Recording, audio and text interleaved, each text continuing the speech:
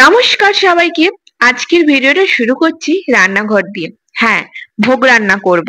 তার জন্য আগে মুখে গামছাটা বেঁধে নিলাম ভালো করে। আজ তো কোজাগরি লক্ষ্মী পুজো। সবার বাড়িতে নিশ্চয়ই খুব তোড়জোড় চলছে।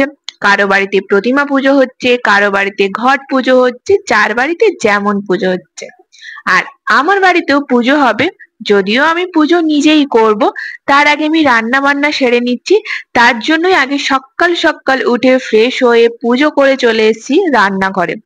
তো এখন ভোগের জন্য রান্না বান্না করব, তার আগে সবকিছু হাতের কাছে গুছিয়ে নিচ্ছি। মা যদিও সবকিছু এনে জায়গা মতো রেখে দিচ্ছে, তাও আমি আমার সুবিধা মতো সব ঠিকঠাক জায়গায় রেখে এখানে কড়াইতে আগে তেলটা গরম করার জন্য বসিয়ে দিলাম। আমি এখন ফার্স্টেই করে নেবো লুচি। তো মা সকালবেলা উঠে মটর আলু সেদ্ধ করে রেখেছে, ডাল সেদ্ধ করে রেখেছে।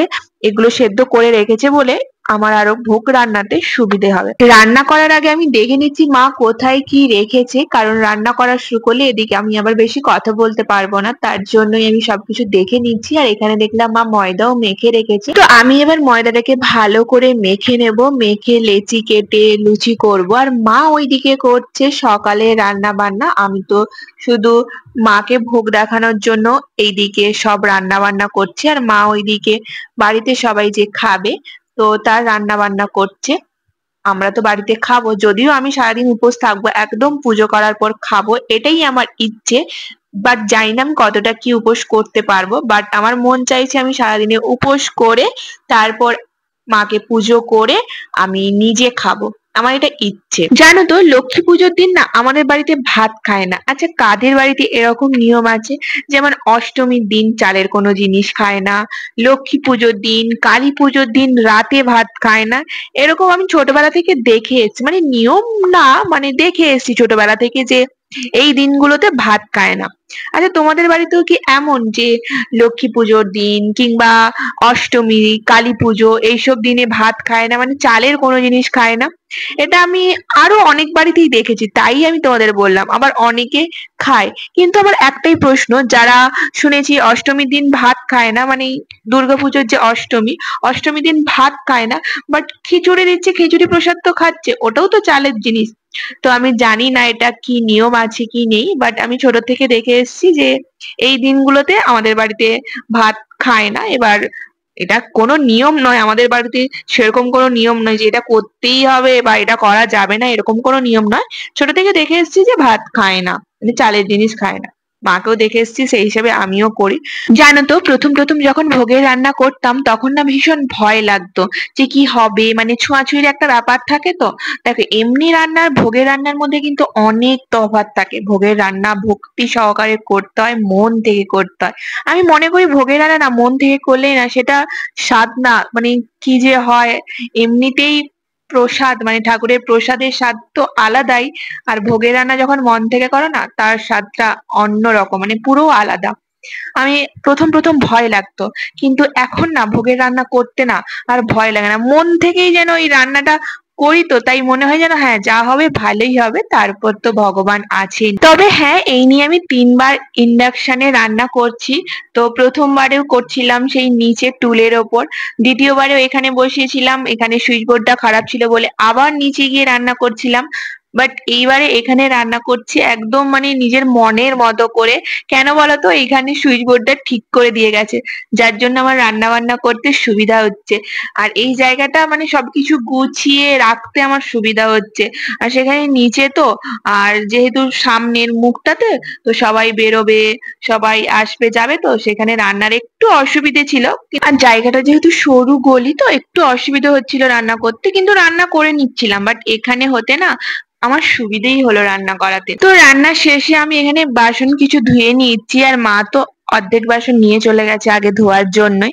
ভোগগুলো আমি সরিয়ে রেখেছি, আর এইদিকে রান্নার শেষে আমি আমাদের লক্ষ্মী মাকে, মিঠি সোনাকে একটু সাজিয়ে ছবি তুললাম, যেই শর্টসটা অলরেডি আমি আমার চ্যানেলে আগেই আপলোড করে দিয়েছি। এইবার আমি একটু সাজুগুজু করব। হ্যাঁ, এই শাড়িটা প্রায় 2 বছর আগে কিনছিলাম। হ্যাঁ, 2 বছরই মনে হয়, হ্যাঁ 2 বছর হয়ে গেছে। 2 বছর আগে কিনছিলাম। এই ফার্স্ট আমি পরবো এই লাল শাড়িটা, লাল টুকটুকে শাড়ি। তো শাড়িটা এত সফট না কি বলবো, আমার ভীষণ ভালো লাগছিল। আমি শাড়িটা পরবো না মিঠির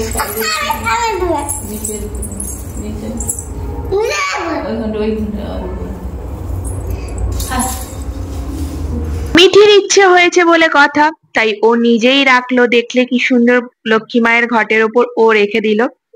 মা বলছিল পাশে রাখতে, ও ঘটের ওপর রেখে দিয়েছে। আর এইদিকে আমি পুজো করতে বসবো, তার আগে সব ভোগগুলো থালাতে সাজিয়ে নিচ্ছি। ওইদিকে থালাতে ফলগুলো সাজিয়ে নিয়েছি। মা বাজার থেকে মিষ্টি কিনে এনে রেখে দিয়েছিল ঠাকুর ঘরে, তো সেগুলোই এখন থালাতে সাজিয়ে নেব। তো আমি যতটুকু পেরেছি ততটুকু মায়ের জন্য রান্না করেছি।